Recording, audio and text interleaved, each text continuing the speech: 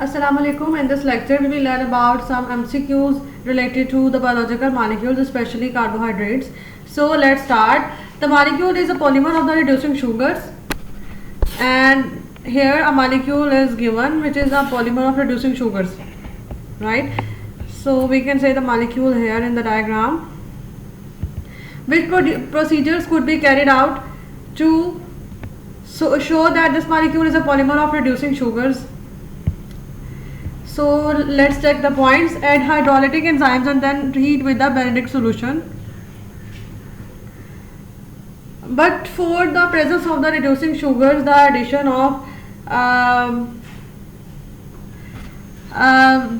of the Benedict solution is necessary. So we will say that the point 1 is the correct one. Dissolve in the water. There is no need to dissolve in the water. Boil with the hydrochloric acid, neutralize and then heat with the Benedict solution. So in any case, if the solution contains the non-reducing sugars and we have to break them down into the reducing sugars and to treat them with the Benedict test, then firstly we will treat them with the hydrochloric acid, then neutralize them and then heat with the Benedict solution. So point 1 and 3 are correct ones. So option C here is the right answer.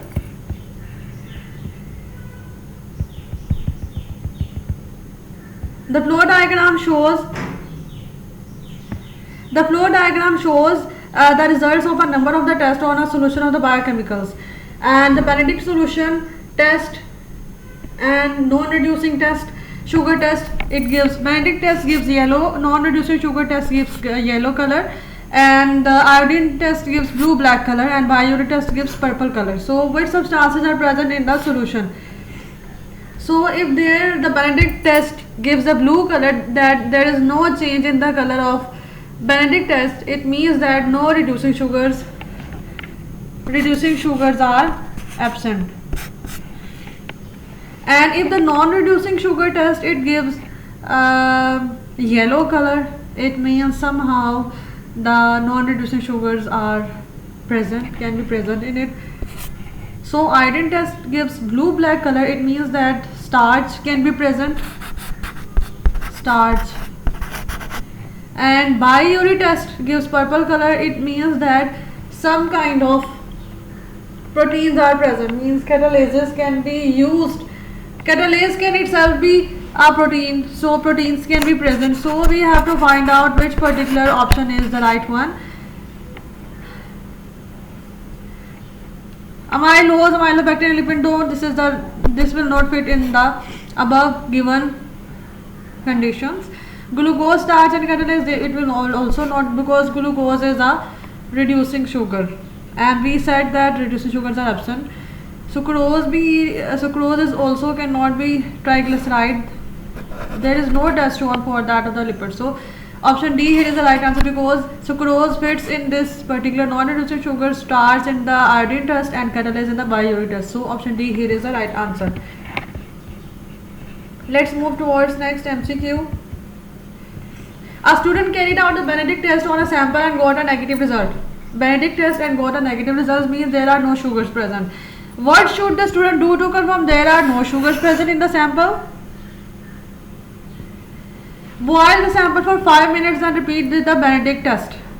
Repetition is not required. If the sugars will be present, then they will be show the color change itself.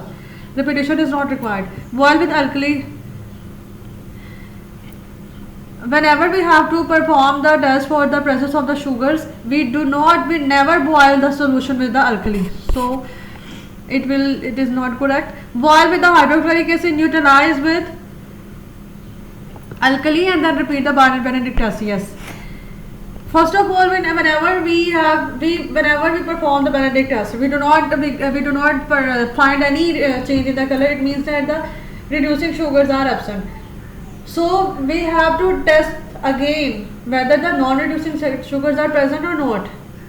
For that purpose, first of all, we will treat the sample with hydrochloric acid, neutralize with alkali, and then repeat the Benedict test. Then there will be a change in the color appears, means that the non-reducing sugars are present in that particular sample. So option C, it is the right answer.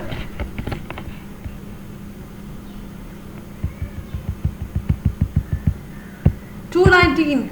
The color of a positive Benedict test is due to the formation of the copper oxide. The mass of the copper oxide is proportional to the mass of the reduced sugars present.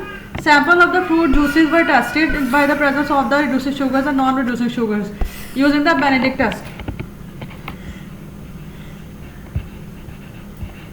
The table shows that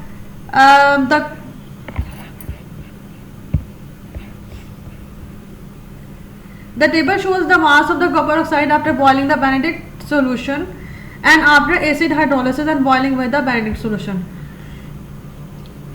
When we will treat the sample only with the Benedict solution, this is the table showing that particular percentage of sugars, the percentage of copper oxide,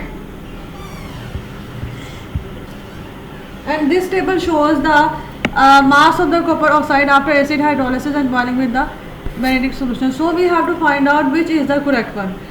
We can say option B here is the right answer, because whenever we will treat the Benedict solution with the sample, then there will be only the reducing sugars which are present, they will form the copper oxide.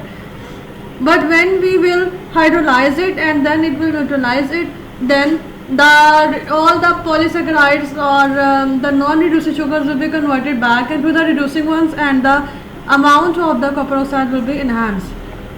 So option B here is the right one.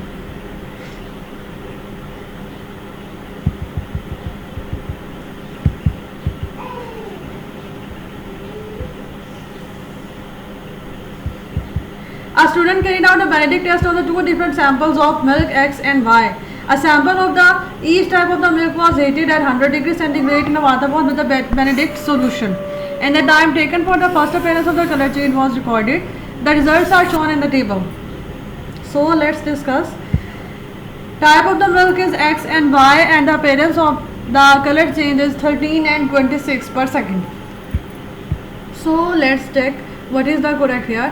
Which row shows the biological molecule the student detected in each sample of the milk, and the sample of the milk with the highest concentration of this biological molecule.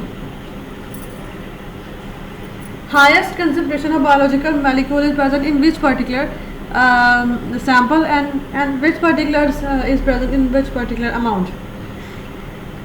So we can say that if the biological molecule present in each sample of the milk,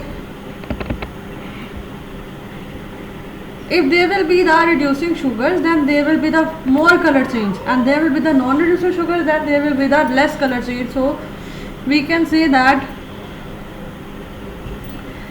reducing sugars will result in the more color change, first appearance of a color change with Benedict solution, and how many fast they can produce the color change. So we can say option B here is the right answer, because glucose is that, but option C here is option C will be the most accurate one, because reducing sugars will tend to lead the most appropriate color change and within no time.